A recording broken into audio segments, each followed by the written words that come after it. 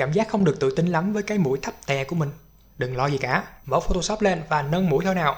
Đầu tiên, chọn công cụ Rectangular Mercure để chọn vùng chọn theo hình chữ nhật. Chọn phần sống mũi mà bạn muốn thay đổi. Mở lớp Curve lên, kéo phần Midtone lên để thấy rõ vùng bạn vừa chọn.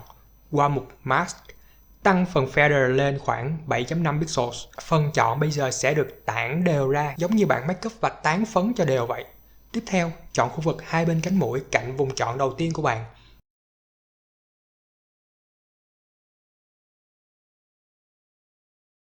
Tương tự như lúc nãy, vào lớp Curve, nhưng lần này giảm phần Midtone xuống để làm tối hai bên cánh mũi. Qua mục Mask, tán đều màu ra với Feather. Bây giờ sống mũi hơi bị cao rồi đó, tự tin mà đăng ảnh vào Facebook, Instagram đi nhé.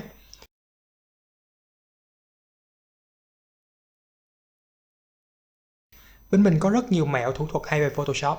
Bạn hãy đăng ký bên kênh YouTube để có cơ hội tìm hiểu và thực hành thêm nhé. Cảm ơn các bạn.